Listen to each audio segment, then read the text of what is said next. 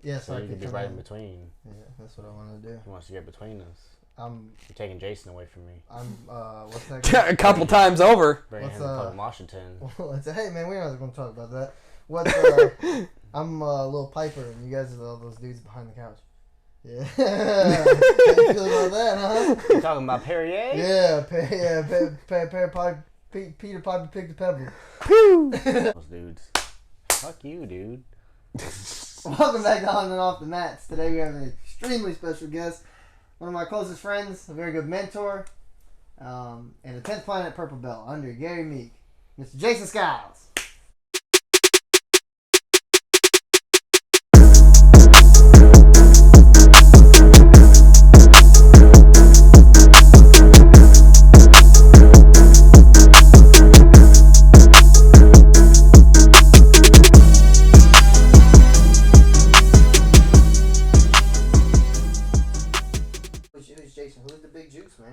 Who are you? Where you come from? Who am I?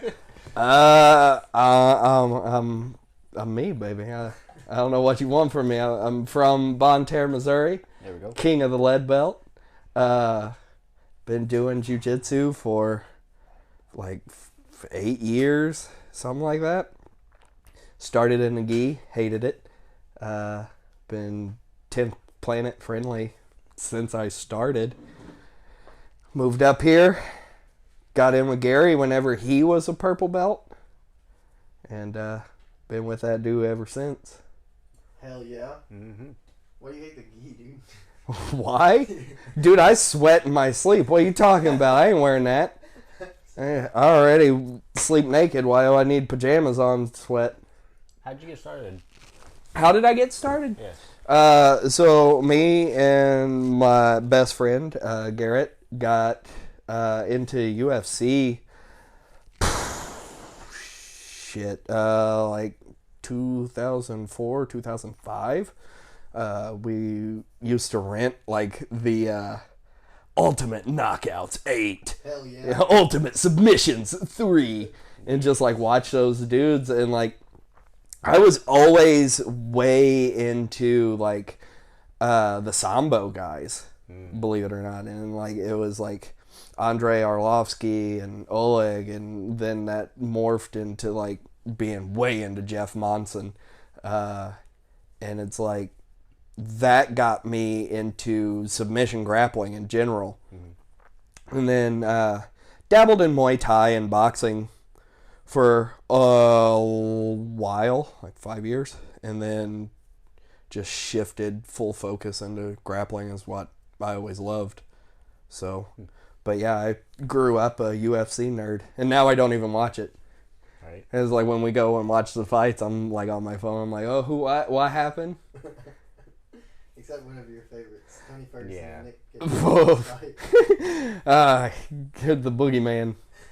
Whenever Ferguson fights, I'm always just waiting for him to fuck up. Yeah. I watch all the emojis come out his ears whenever they knock him out. What's that thing that you and Garrett always say to each other about Nick and Nate fighting? Oh, Nick and Nate Diaz, we hope that they at some point fight each other, double knockout each other, and knock each other's heads into the audience. And so it's just, bah! Both their heads go flying. Oh, although we have come around to appreciate Nick a little bit. Hey man, he's but Nate is still unbearable. They're both jiu-jitsu masters, man. It's like, I talk with my hands, so I'll probably like judo chopping this mic, but we'll see. we'll see, dude. I talk with my hands too, but I think Yeah, I know, it's the country in us, baby. That's true. Alabama and Missouri. In little southeast Missouri, When boy. You're talking like, and then Yeah, hands help. as me and Kiahi speak longer and longer, the more grasshoppery we sound. Or the further south we go. Yeah, a couple dueling banjos over Hold on, here. you go too far south, you start passing over the ocean. You end up in Hawaii, man. They don't fly, man. My arms get tired of it. And, you're a big fan of wrestling. Yeah, Yeah, I was like way into pro wrestling from like 4th grade was whenever like it was in the height, like 97, 98. What was that? Like That was like Stone Cold Steve Austin, DX, The Rock, all that shit that was popping off. It's the prime Attitude Era. Mm-hmm. And then like I watched it literally up until I graduated in 2007.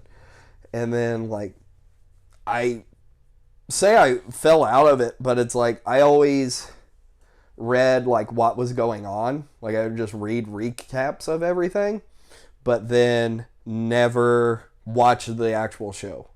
So it was like I knew what was happening, but never dedicated like the 3-4 hour time a week to watch it.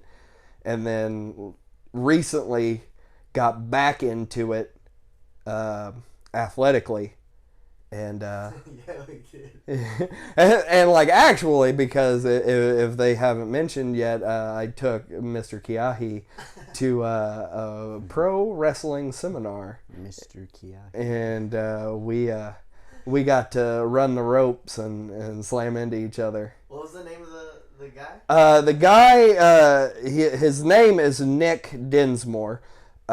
He was a coach for WWE and like one of their backstage talents.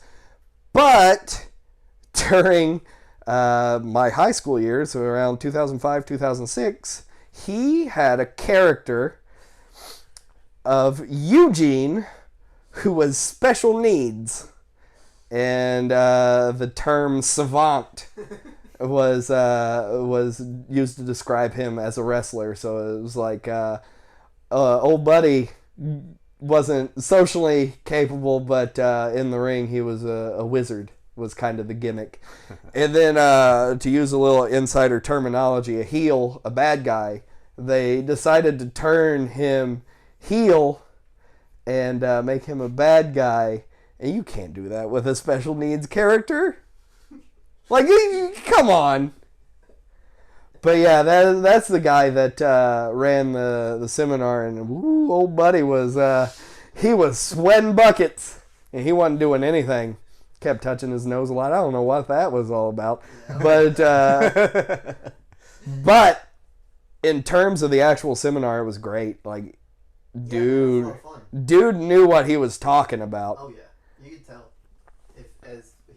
He would definitely be like a 2nd or 3rd degree jiu-jitsu black belt in wrestling. Oh yeah, that dude. That was the comparison. Yeah, I mean, he's been wrestling for as long as most black belts have been training entirely.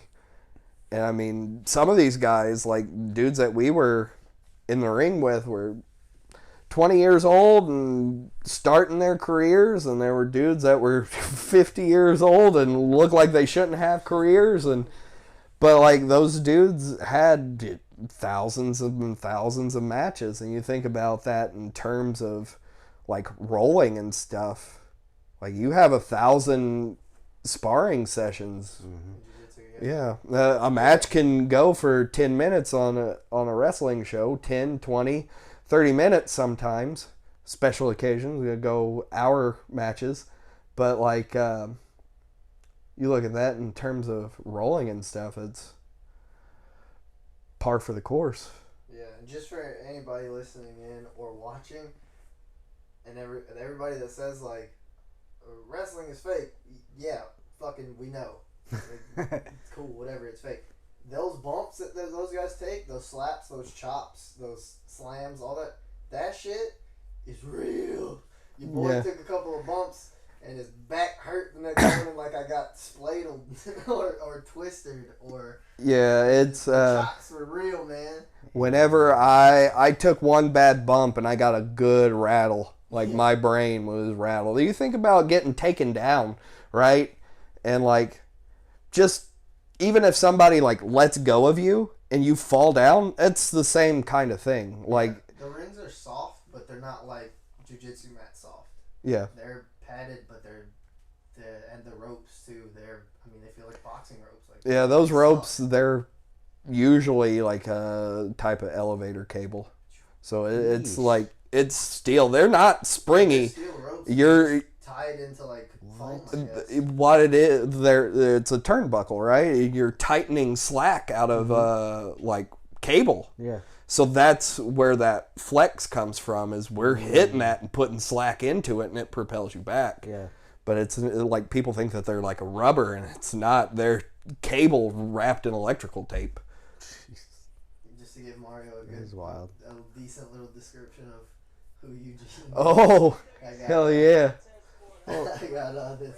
I mean, it makes sense that, like, there's an in-between, right? It's kind of like stuntman work. There's an in-between of, like, oh, I know how to make this perfect fall after being thrown or something. But also, you have to sell it.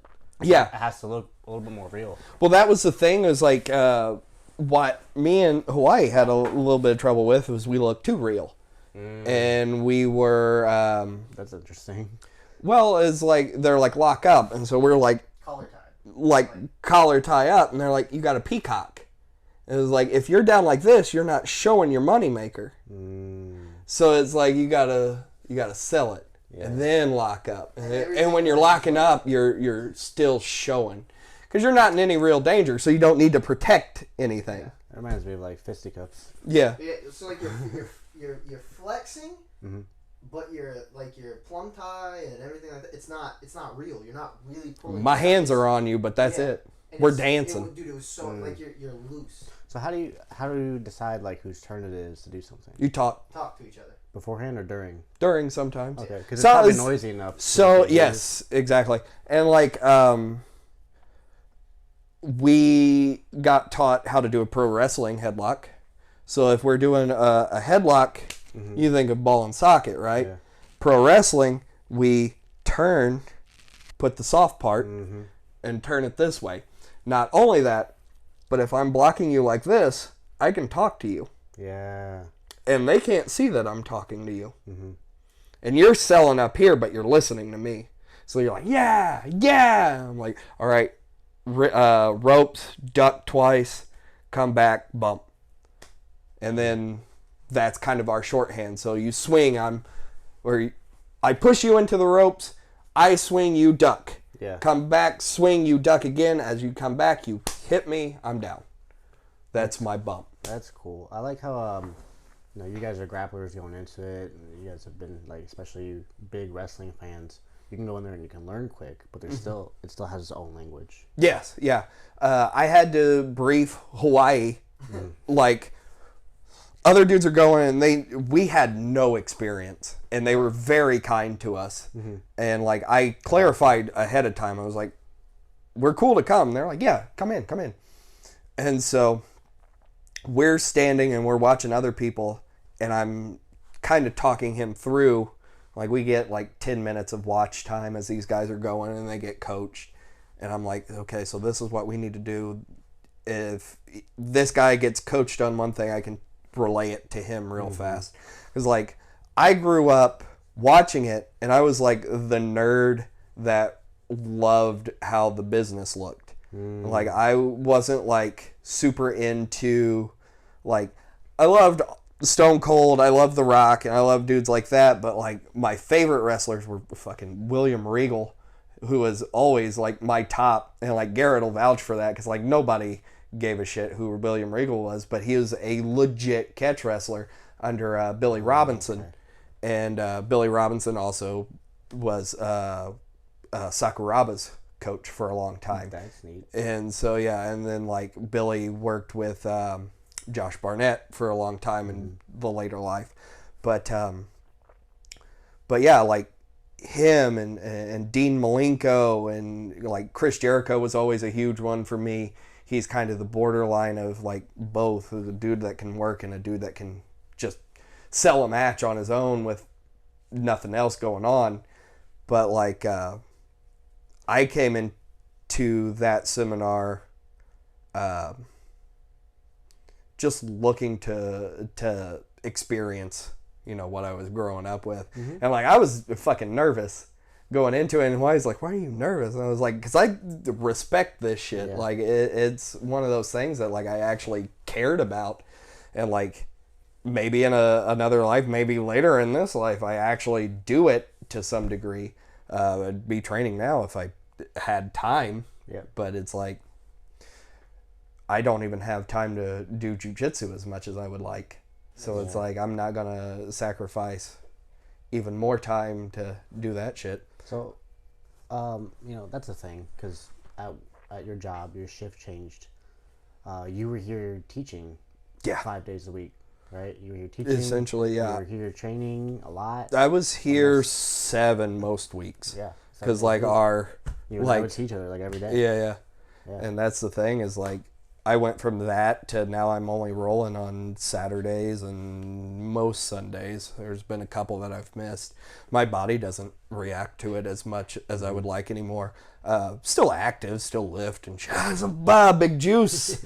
But but that's the thing is like my body is stiffer, like my back and stuff. And so if you're mostly lifting, you probably don't do much stretching on your own. Jiu-jitsu stretched you out? Yes, yeah.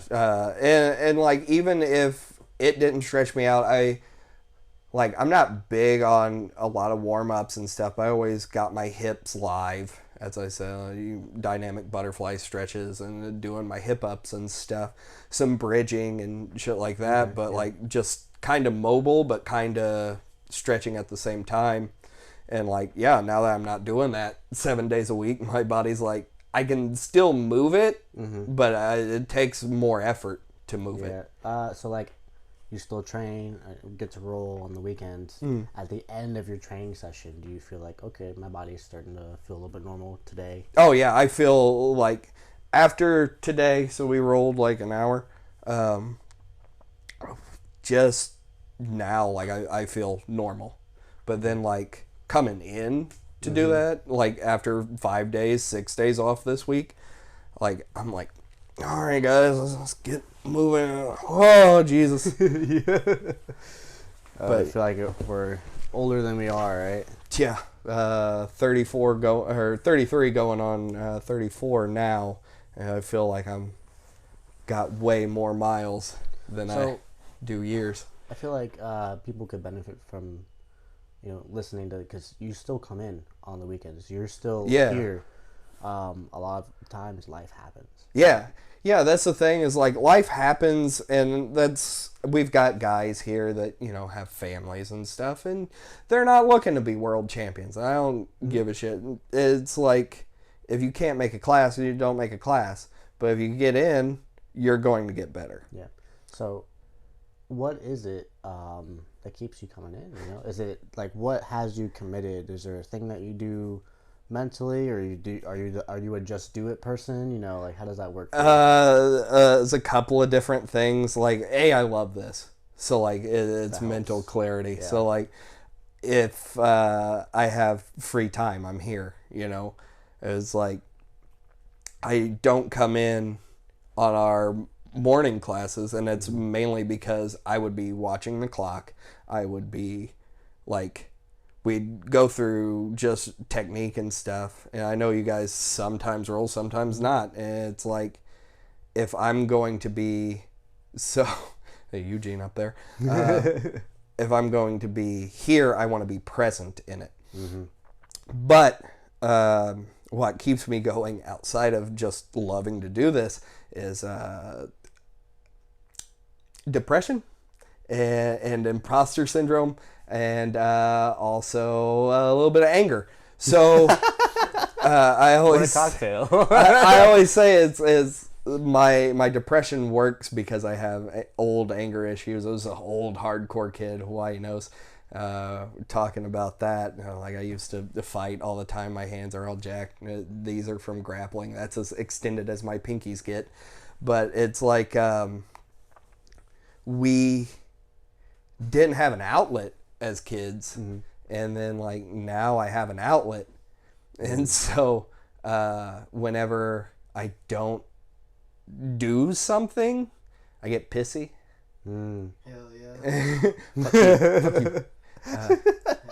Yeah, I've seen the videos where you're just like, what were you doing? You putting your knee. Oh yeah, just he was on the couch talking shit, and I just was like, shut the fuck up, shut the fuck up. I was in a good mood that day. But that's the thing is, like, if I get, like, super depressed and unmotivated, I get angry at myself. And so that anger is like, well, you would feel better if you go and do this. And just move. And so that's why I'm at the gym, like, 7 days a week now. As, I'm not a proponent that it is a therapy. Like, people that need therapy should definitely go to therapy. Yeah, there's no substitute for professional help. There's But- I would say supplementation and such. But I am a big proponent of lift heavy rock, make sad voice go away. So, Yes. enough ooga booga, enough herga durga. So, that's the thing is, like, I am better as I am moving. I find that's a common theme for people. There's endorphin release, and you can look into the sciences of that, but that isn't your total end all be all. I'm aware enough of my mental issues that I know how to manage them. Whereas, like, I've not been suicidal in 15 years, 20 years, but it's like, at the same time, I've grown as a person since then and found things like this.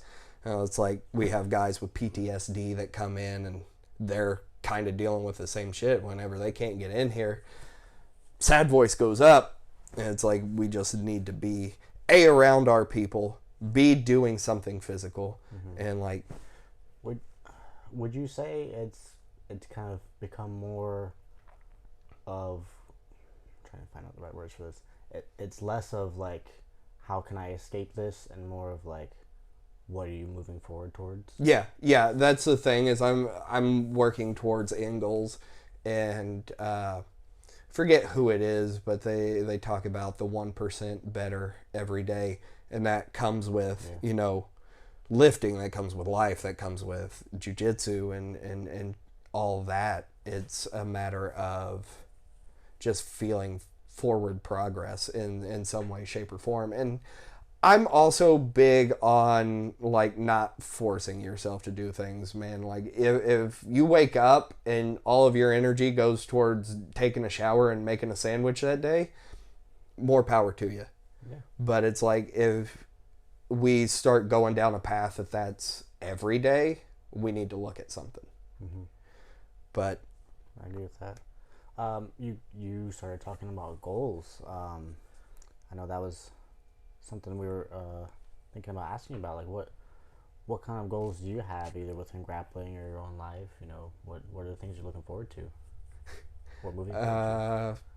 Always moving towards really opening my own school eventually. Oh, yeah. And just helping people. Like, I love teaching. Like, I never, whenever I started this, I was never like, oh, I want to teach. It was just like, what happened? Yeah. But I mean, it does help that, like, the second time I went to college, I was looking at being a history teacher. So it's like, I kind of, ipso facto, had that mentality. But it's, when you start this as a white belt, you see everybody fucking 3 ladders ahead of you, and you're like, well, I'll never be that. And then you slowly start teaching people, and they're like, I've never learned that before. And I was like, what? Yeah. Isn't that a weird thing? You're just like, yeah, this thing that I do all the time. Yeah. And they're like, I've never seen this before. What are you talking about? I was, huh? I literally do this every time we roll. I don't know. So, I think it's a little more direct in the field of martial arts, and way more powerful in the field of Brazilian Jiu-Jitsu. But would you say that teaching has changed or made your ability to do Jiu-Jitsu different or better? I've thought about that, because that's, whenever I was teaching, and you see articles where it's like, if you're a better teacher, you slow things down and this and that. Honestly, for me, not that much. but you know my game. It's very slow and methodical anyway. To be honest, I'm a little looser in teaching than I am like actual training. But I think part of that comes from me teaching fundamentals. I never looked at myself as truly 101. I mean, that's why blue belts and purple belts that have been doing this longer than me were in my class. So it's like, obviously there was something still keeping people in, but it was like less about the micromanaging of like fine detail of where you need to be, and more about like, just get here and feel it. I'm big on I always say, just surf, man. Like, you can't really predict every single outcome, but you can be prepared and just ride that wave. Yeah. That reminds me a lot of, you said somebody told you something very specific, either at or around the time of like one of your first competitions. Would you mind telling that story? Yeah, I don't even remember what the story is, baby. You gotta... yeah, it's something like... oh, it might have been... Just jiu-jitsu, man. Yeah. So my first coach, Andrew Sabins, down in Carbondale, Illinois, he's a black belt under Shiruto Verissimo, who is... he was BJ Penn's coach whenever BJ won Mundials the first time. And Andy grew up in the system of like push, leaving classes fucking vibrating, ears ringing. And he's like, he was a brown belt under Shiruto, and he was doing a tournament, and he's getting all worked up. You know how we do when we go to tournaments, and Shiruto sees him and he's like, Andrew, what's going on? and Andy's like, I'm getting ready to go out there. He's like, I don't want to let you down. He's like, this is real important to me. And Shiruto goes, relax. It's just jiu-jitsu. It goes on. Like, I work in factories, which is why we talk about this, but the machine's going to keep turning. It's going to chew you up one way or another. So if you throw yourself into it willingly, like, you're going to get spit out faster. So if you just relax and just like vibe, just surf, you'll do a little bit better. Yeah. You start preparing yourself for different things.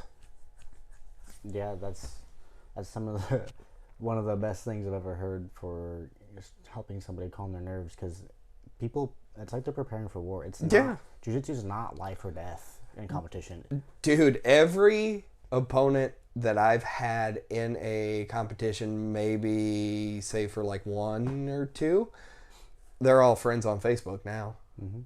Like, all these dudes, like, I have regular contact with.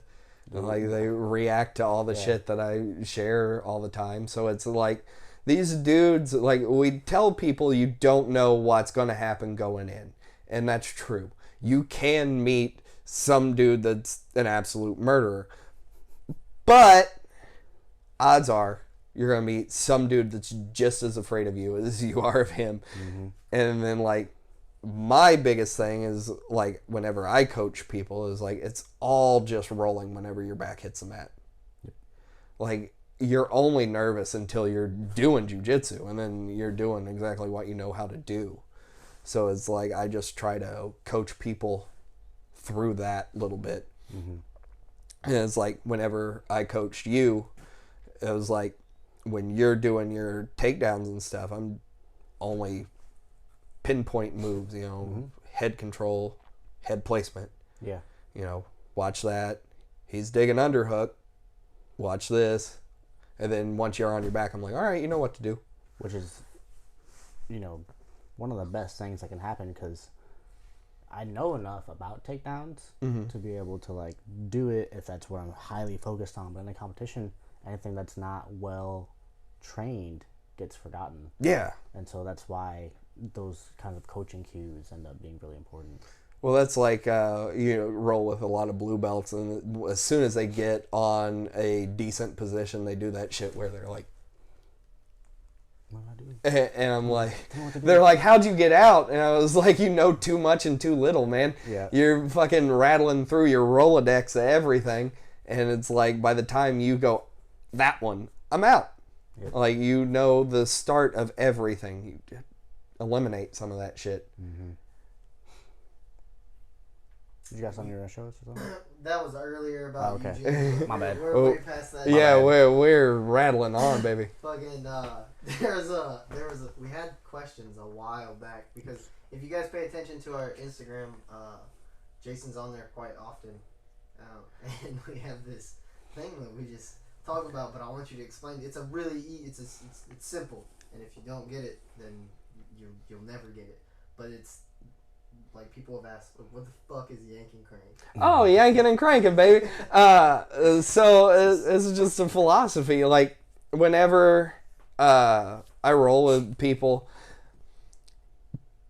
I'll submit them, and they'll say, what the fuck was that? And I'm like, nothing, baby. It's yanking and cranking. That's all that is. Yeah. It's like, I understand how your joints are supposed to work. I understand how I'm blocking them.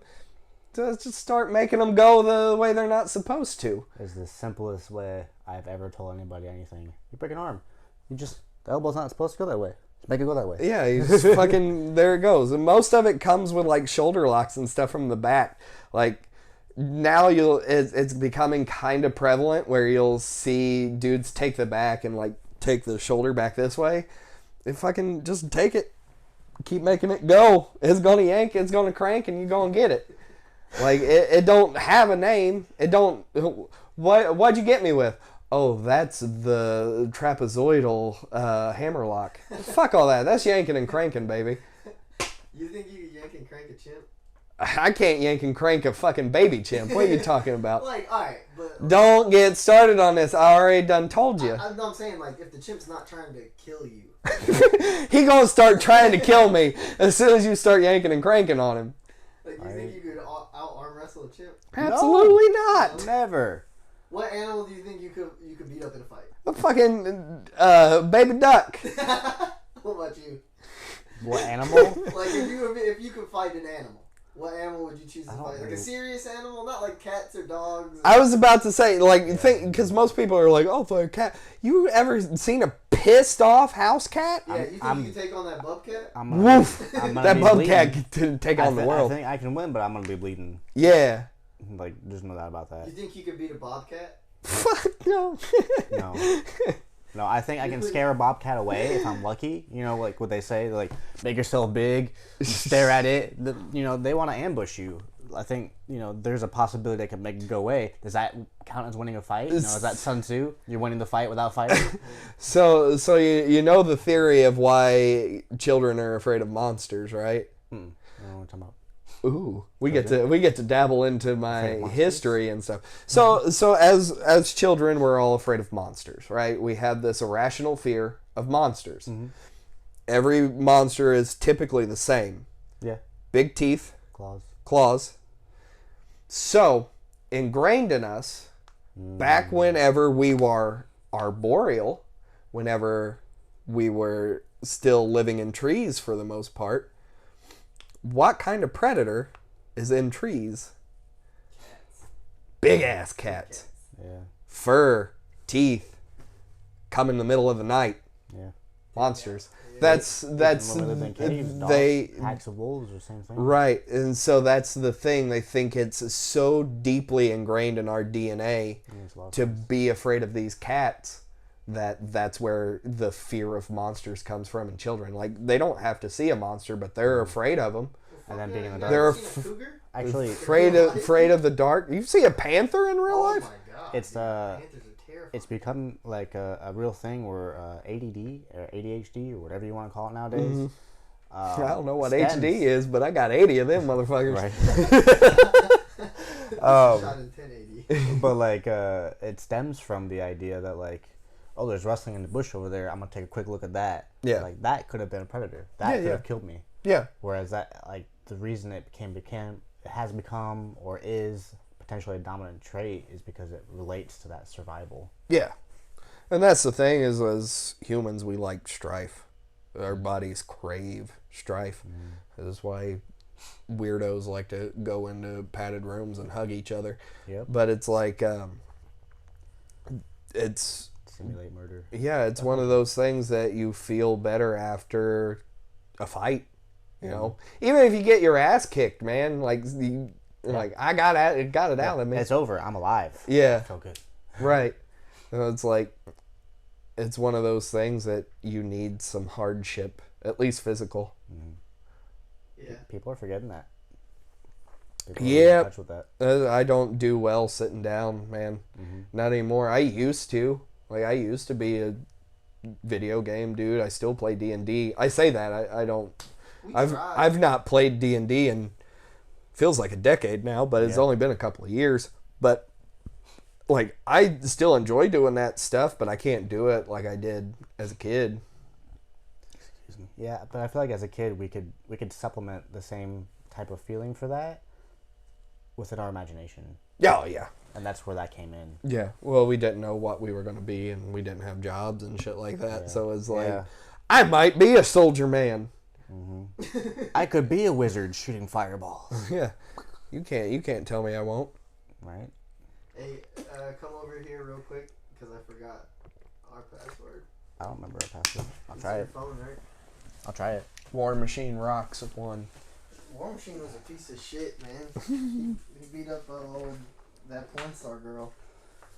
Man, I thought you were talking about the Marvel character. I was. See, now you're talking about the dude who's awful. That's funny. I was Yeah, like, Garrett he's used a to piece of shit. write Are you him racist? in What's going prison. Garrett wrote War Machine? Yeah. Why? This is pre Christy Mack. Okay. This is the first time they was in prison and stuff. Garrett and him used to be like pen pals. That's so weird. Garrett was a huge War Machine fan. I was too. I liked his fight after the Tough House. Like, The match with J-Rock, yeah, and then they were both just blood. yeah, and they were and those dudes were like best friends. Yeah. All right, hang on. Washington. Dumbass Washington. So we don't have any questions as of yet, but today is really whenever our episode one went completely viral. So I mean, not viral. Live. I It wish went it up. was It's viral. on the internet. Fucking It's there sick. forever. But Dude, it's that published and people can watch it. Yeah, ain't nobody know me. Honestly, yet, so they ain't gonna honestly, ask I me. think all the other episodes are gonna be way more interesting. Well, I mean, yeah, because that one was just this is what you guys are getting. Yeah. So if you're paying attention to this video or whatever, make sure you guys are asking us questions not only on the YouTube channel but also at NeckStep BJJ on Instagram, because we'll answer your questions. And when we got the juice in here, he's gonna be on the loose. Hey, what's that? 3 requests? Blue. Yeah. Just Hello, reaction. prettiful girls looking for you to making the sex on. Those are just reactions to Just stories. people reaction to the start movie. What? I have no idea, dude. Who knows, man? People be asking us some weird shit. people be saying Movie. weird stuff on the internet. Yeah. Yeah, that's about it, man. So, Yes. we're going to close out because Mario's got some shit to do. Jason, tell the people where they can follow you at, man. My Instagram is J_Skiles _ 10P BJJ, I believe. I believe so. Job. Blowjob. Otherwise, Jason Skiles on Facebook. I'm friendly. If you want to subject yourself to a torrent of memes. Oh man, yeah, you'll learn what Jason's into real quick. Yeah, I'm filth. But also, like, I just Yeah, but you're good peeps. post all kinds of nonsense. Don't tell people I'm good people. I'm sorry, he's a bad person. I'm awful. He's awful. Jason's disgusting. This is literally everybody's like, I hate that guy. I'm an awful person, and the fact that like I will find a way to make somebody a good person no matter what. My brain is just wired that way. I think I trained my brain to be that way. See the good in everybody. Yeah. Otherwise, Sucks. I'll become an asshole very quickly. Oh man, I don't necessarily see the good in everybody, but I treat everybody like I want the karma to be good. Dude, I heard a beautiful quote today. I was thanking Mr. Robinson for like, hey man, I really appreciate the way that you raise your children. They're very courteous, and I really look up to that. And he's like, yeah. And he said it so matter of factly. It doesn't cost anything to treat somebody well. Yeah, it's super easy. That's the thing is like, people that know me have asked like for money or like things like that, and I'm like, yeah, man, here, and I'll give them whatever, and then somebody else would be like, why'd you give him that? And I was like, it's not on my conscience if he doesn't do what he said with it. Yeah. It's on his. I was like, but I don't have to give him any more. Yeah. You know, and that's like just, you know, homeless people on the street or whatever. Like, hey man, I can't afford a fucking sandwich or whatever. Here, take. Yeah. I don't need that shit. It's like, I think at Target, I had a guy come up in the parking lot, and he said he was homeless, and was like just looking for some money for food, and I was like, yeah man, here. I just gave him the change of whatever I had. And, like, I don't need to hear your story. Like, it's on you, man.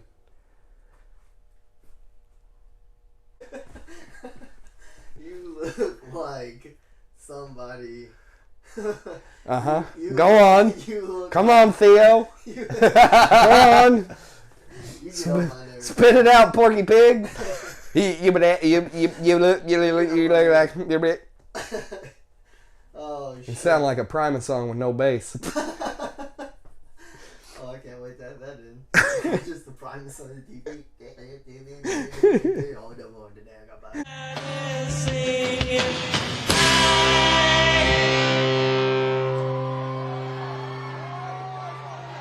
You know, I haven't been playing bass for over 15 years to have some stupid son of a bitch spit on me from the pit. That's how Primus songs sound, man. Oh, yeah, man. Yeah, so make sure everybody, you guys follow Jason on Instagram. It is indeed jskiles_10p_bjj. Follow us on Instagram, NeckStep, neck, like NECK, step, BJJ. And also 10th Planet O'Fallon, because that's where we shoot out of. Gary Meek allows us to shoot our shenanigans here. With these vibrating lights. That's the TV. It would remind me of study hall in here. I need to like change the ballast or something. If only we had a handyman around here.